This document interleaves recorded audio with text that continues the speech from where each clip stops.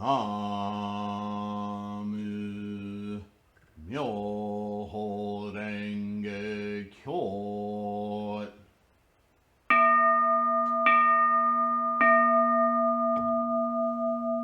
Namu Myoho Renge Kyo.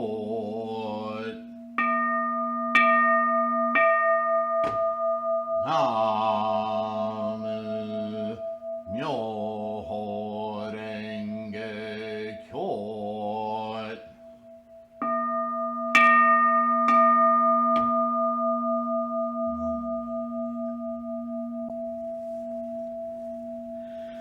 Okay.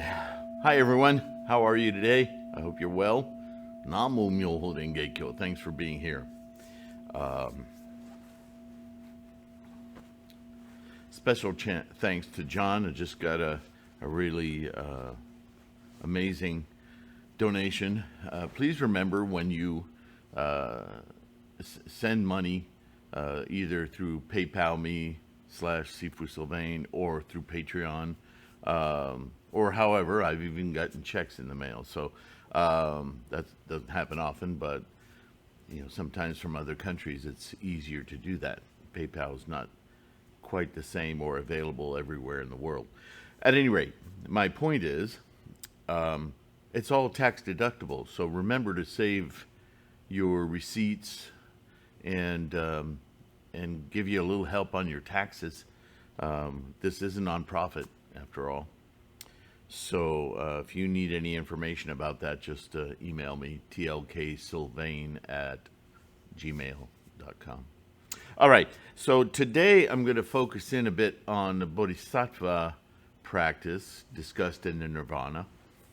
And I want to call your attention to something you hear me talk about all the time. And the way I talk about it are through insights I've gotten from reading lots and lots of scholarship, sutras, so on and so forth. And I came to it as a realization of my own, but also as I reread some parts of the Nirvana, I see where it's really spelled out. So lest you think I'm just inventing my own interpretation or my own type of Buddhism, I'm going to read the words of Shakyamuni here as they are translated in this Nirvana Sutra, and see if you can't detect almost the exact, well, I'll probably point it out, so there you go. Anyway, so I'm jumping to chapter 23 on pure action, and I'll just read a gatha here. This is Kashyapa on hearing the Buddha's words about well, I'll just read the preface to it. That'll be better than mine. If any man, woman, Shramana, or Brahmin says there is no such thing as the way, enlightenment, or nirvana, know that such a person is an Ichantika, a most spiritually deluded person. Stubborn, right? Not open-minded. Such a person is one of Mara's kindred. This is slandering Dharma. Such slandering is a slandering of all Buddhas. Such a person is not of the world and not of the world. They're living in delusion. They've bought samsara whole. Then Kashyapa, on hearing this, praised the Buddha in a gatha, saying, "The great compassionate one pities beings and has them take refuge in him. He well extracts all poisonous arrows, so I call him a great doctor. A worldly doctor effects a cure, but cures indeed, but the illness returns. The Tathagata cures, but the illness does not return. The world-honored one gives all beings amrita, the ambrosia of immortality." And that's a translation, and I'm going to correct it in a second. When beings take part of this, or partake of this, they do not die, nor do they get reborn, The Tathagata expounds to me great nirvana. When beings hear the closely guarded doctrine, they gain birthlessness and deathlessness. So, now that last line should clue you on something that you've heard me say 1,000 times. This duality of mind. The mind of samsara, which is attached, admired, swimming in the rapids, right? The ambrosia of immortality. Well, I guess the key is in the use of the word ambrosia. I can't help but think Jell-O with fruit and all that stuff. But the immortality, it's an unfortunate word because it points to eternalism, right? A soul or something of that nature. I don't think that's the right word for this translation. We're more to the point with ambrosia. In other words, that distinction that I make when we shift our mind's perceptive reality to that of energy formations, the equanimity of everything, multicolored, multi-shaped, multi-form as it appears, are just instantiations, a varied instantiation, like raindrops. Raindrops, you can say raindrops, but they're all different, right? They're, I'll grant you, very similar, but they have different sizes, different weight, different composition. The water itself is different, that comes from different storms. The wind that blows them around atomizes them. If it's not windy, they're larger drops. There's all kinds of variety in drops of rain. I mean, you don't need to stretch your imagination much to go, yeah, that's true, right? But objectively, it's just water. It's just rain. It's a process of condensation, precipitation, right? We can see that because we're not in the rain. We're not a drop of water. But samsara is like being a drop of water, demanding that your drop, this drop that you are, is unique and special. But from a distance, there's not much distinction, if any, right? So immortality is an unfortunate word because it points to so many other charismatic thought bubbles of magical existence.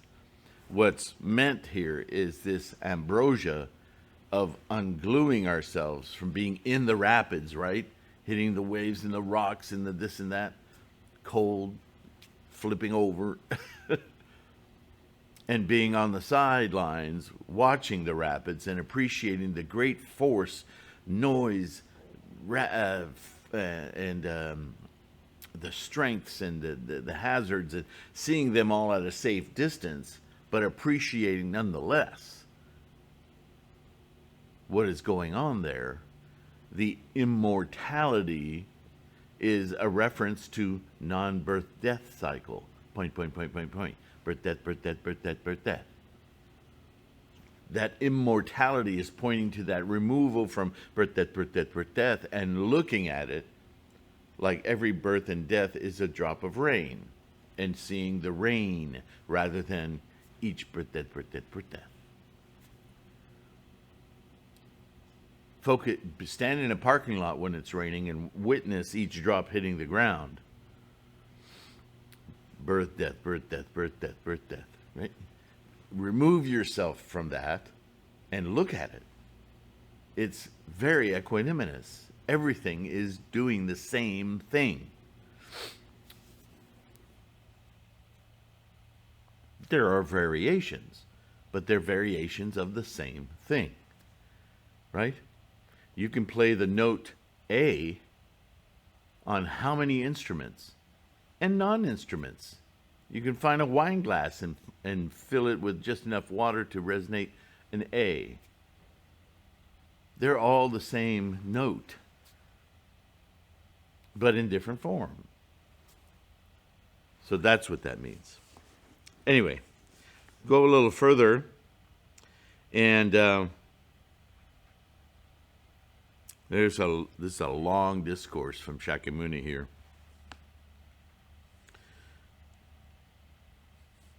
I could just read all of it, but I don't want to. This is how the Bodhisattva observes pure Shila. The precepts are already pure with him. He then next practices meditation. Through practicing meditation, wherever he may be, he abides in right remembrance and does not forget. That is to say that all beings have the Buddha nature, that there are 12 types of scripture, and that the all Buddha world honored one is the eternal bliss and self, the self and the pure. Oh, now you remember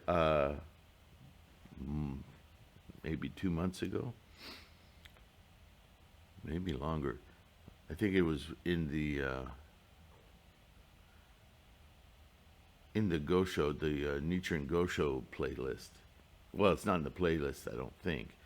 He talks about the 12 divisions. There's a Gosho on that. But if you put in the search 12 divisions, you'll come up with a video that's simply about the 12 divisions.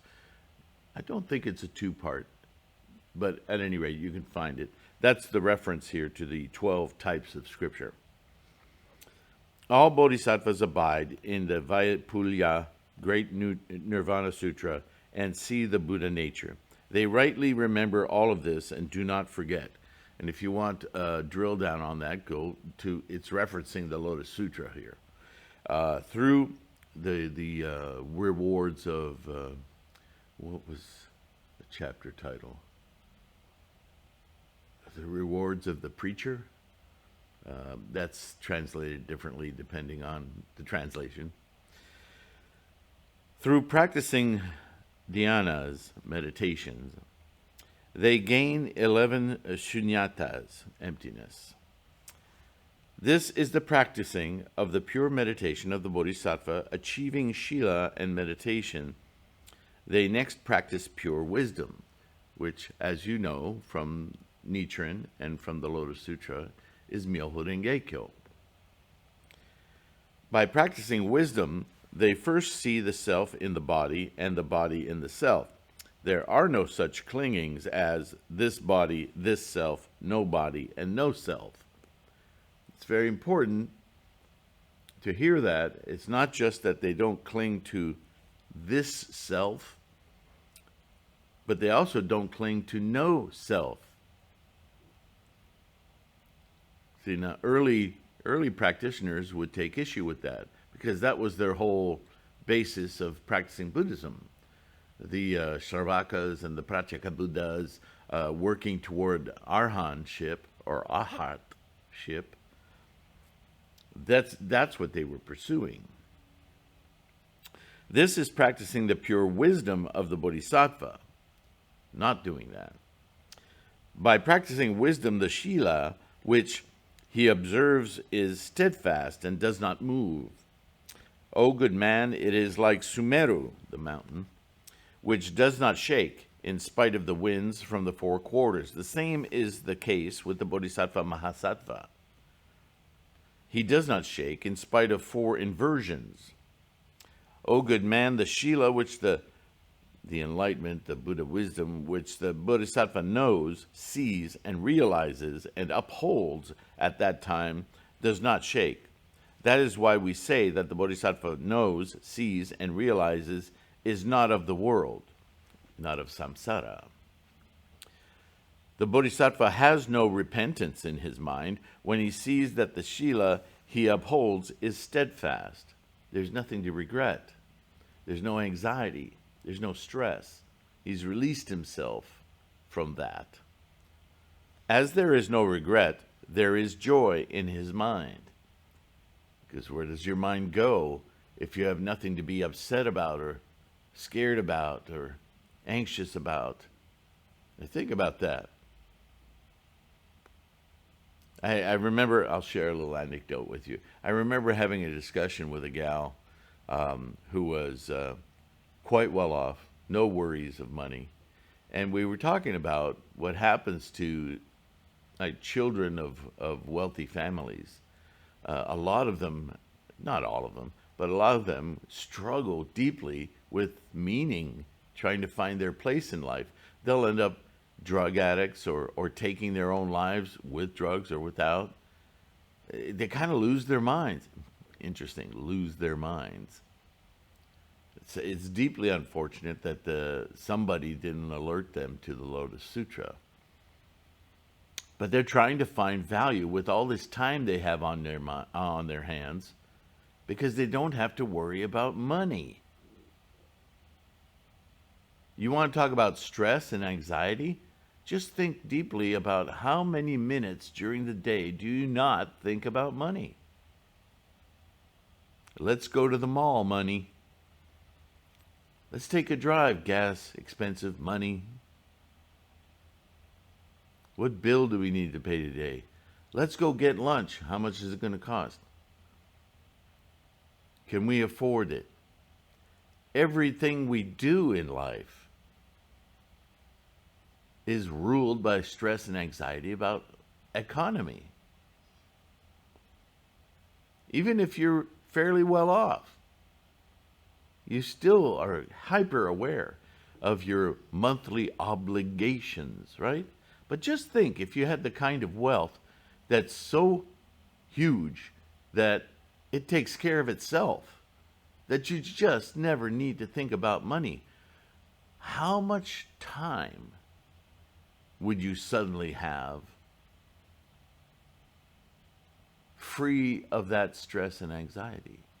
And how could you make it of value, not money value, because that's not a worry, right?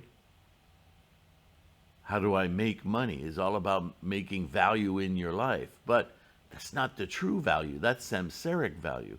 How do you find value for your life?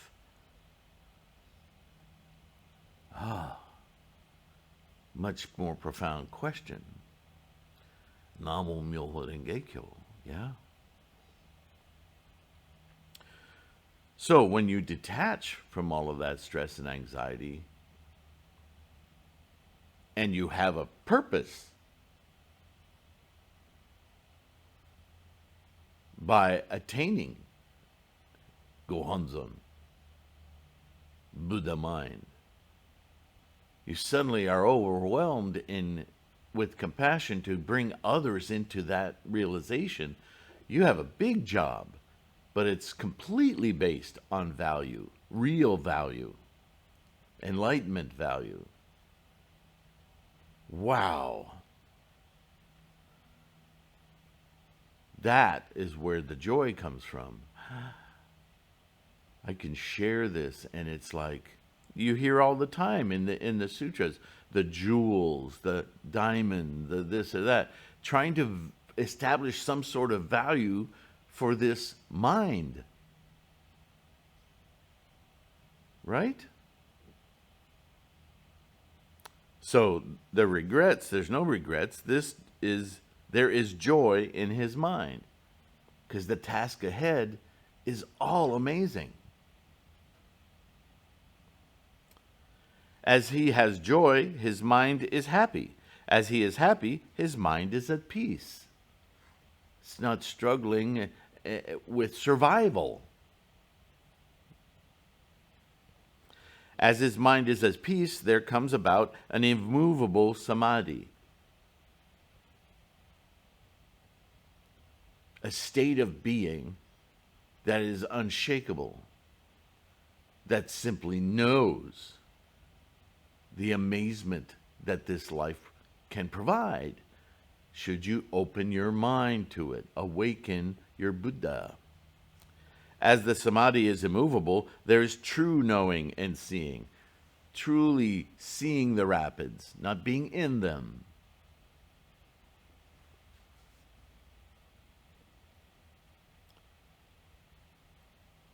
As his mind is at peace, there comes about an immovable samadhi. As the samadhi is immovable, there is true knowing and seeing. Due to a true knowing and seeing, there is a parting from birth and death. A parting from birth and death. It's exactly what I've been saying. Birth, death, birth, death, birth, death is going on in me and you and everything. But unattached to that process, we can witness it with tremendous compassion and joy because we're not stressed, anxious, frightened by it.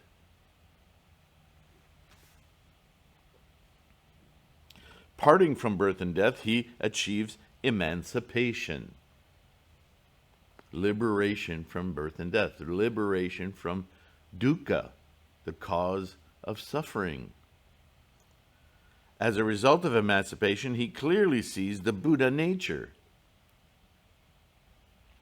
This is what we mean when we say that the Bodhisattva knows, sees, and realizes is not something that obtains in the world. This enlightenment doesn't come from the rapids, being in Samsara. It comes from separation of it. O good man, this is what the world does not know, see, or realizes. Let's go on a little further. Why do we say Buddha? He is awake.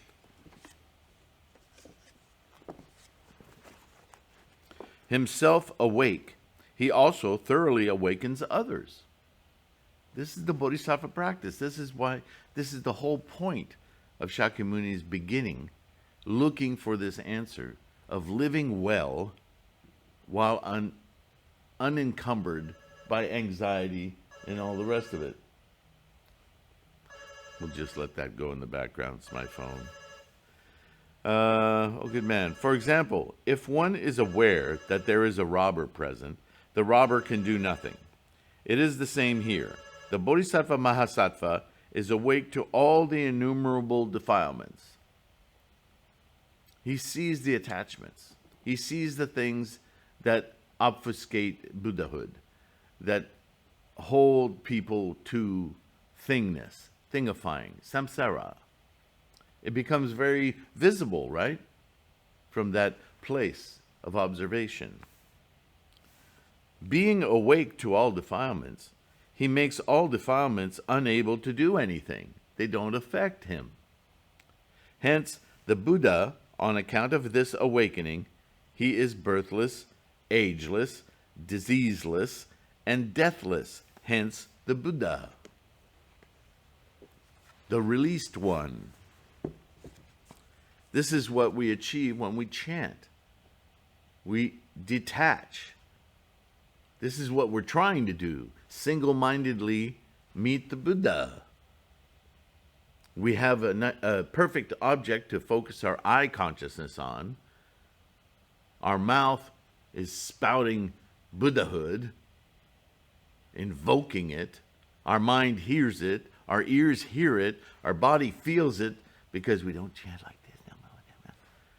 Namo Myoho Denge Kyo, blah, blah, blah. You can feel that vibrate in your body all the way to your toes, into the floor. Namo Myoho Denge Kyo. Demanding to awaken your Buddha nature. Right?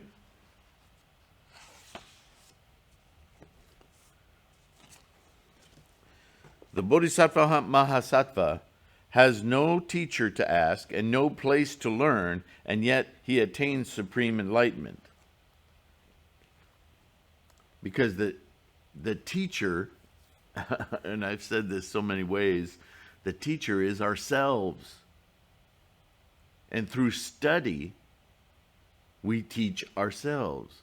These videos, these podcasts, these readings and writings, they are for each one of us, you and you and you, all of us, to attain our own particular insights and understanding to what? To the same thing. Our road to Buddhahood, our path to Buddhahood, our Bodhisattva, instantiated human in samsara, path to awaken our own connection of Buddha, equanimity, energy, the same energy, whatever our samsaric form.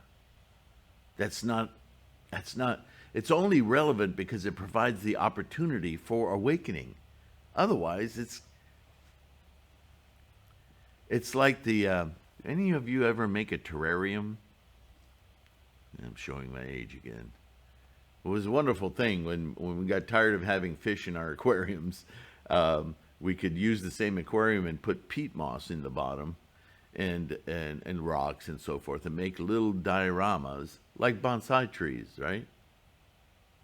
Where you have a miniature little forest or garden and you put these little plants in there and you close the top, although you leave ventilation, but the condensation of the moisture in there, you put a little bit in there every now and again, it like provides its own little weather system, a little forest. This is an amazing thing. It was a popular thing in the 70s. And still people are doing it, but terrarium, look into that. Anyway, my point was the bedrock on which the opportunity is for life to grow. After having attained it, he does not think in a stingy way, but always speaks about Dharma for the benefit of beings. And when you chant to your mandala and your Gohanzen opens up in your mind and you start to experience the Buddha, it's exciting. It's amazing. You gotta tell someone, because that's the samsaric part of being a bodhisattva. We're human beings and we're all interconnected, and the only way we can truly connect really is in front of the mandala chanting together. And you feel that. You get two or more of you chanting at the same time and you feel it immediately. It's powerful. But in lieu of that, the only mechanism we have is this mouth and these words and these sounds that we make to try to communicate with one another. Parity. But there can be no true parity without removing yourself from birth, death, birth, death, birth, death. That attachment to things keeps us apart. We can only truly achieve parity with others through Namo Myoho Renge Kyo, through our Buddhahood. This is why joy. Hence, inconceivable.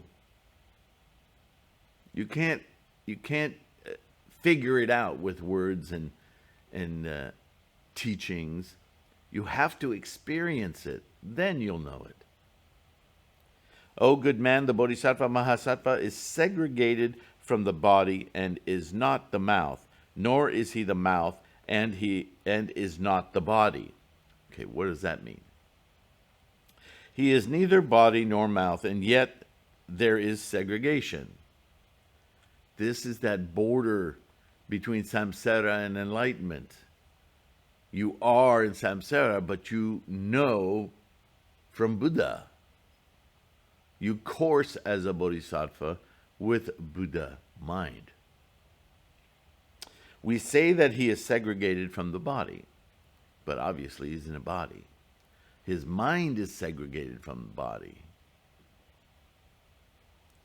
This means that the body that he is far removed from killing, stealing, and lust. The attachments of that body. This is why we say that he is segregated from the body and is not the mouth. We say that there is a segregation from the mouth. This means that he is segregated from lies, double tongue, ill speaking, and meaningless words. This is why we say that he is segregated from the mouth, but not from the body.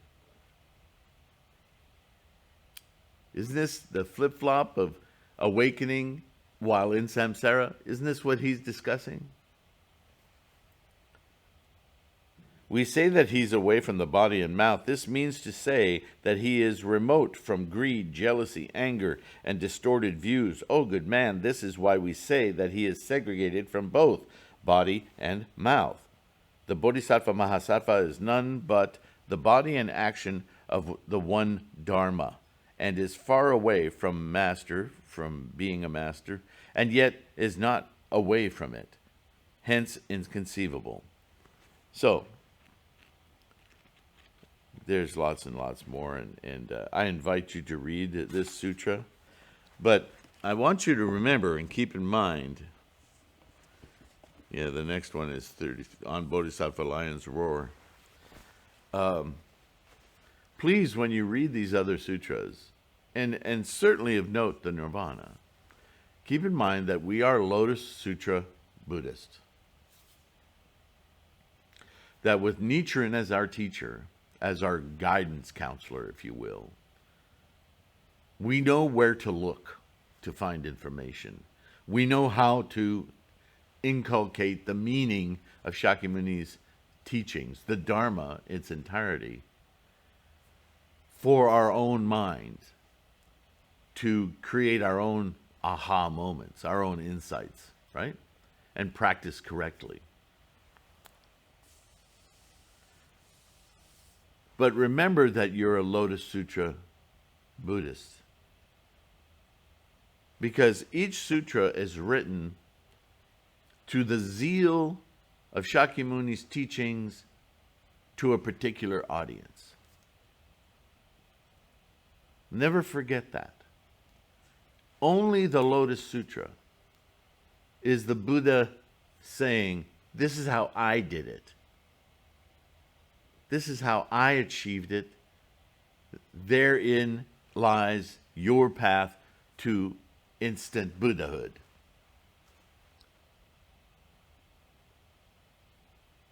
These are the things I achieved. These are the things that I've experienced.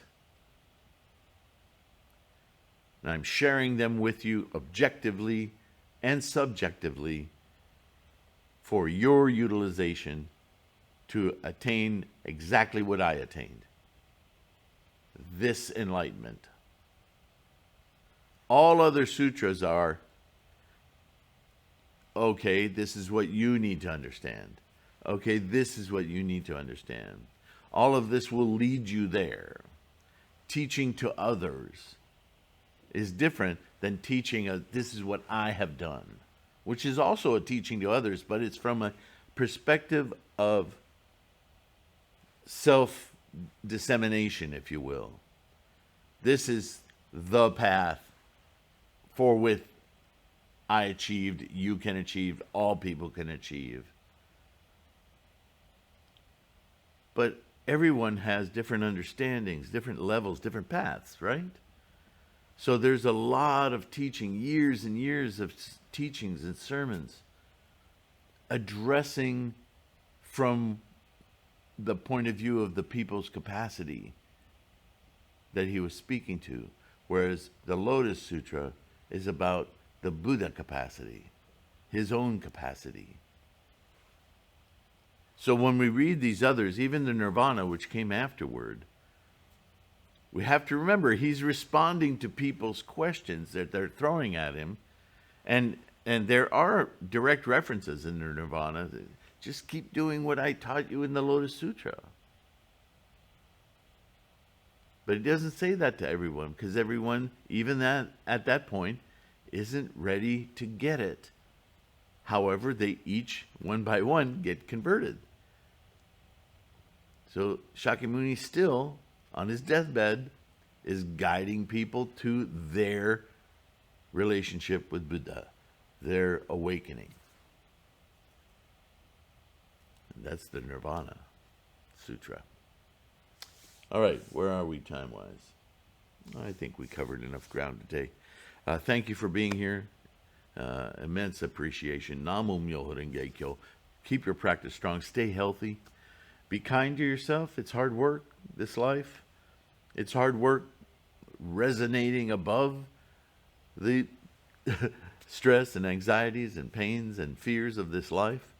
But there really is nothing to stress over, nothing to be afraid of. If you truly understand this amazing, huge process that we call life, right? You don't need to sink into the rapids. You can enjoy it from the sidelines and be fully immersed in samsara without it owning you. Your real identity is enlightenment. Your real identity is Buddha, your Buddha mind. I'll see you there. Okay. Thank you so much for watching, downloading the podcast. You know, the whole YouTube thing. And I'll see you in the next one. Namum Myoho Renge Kyo.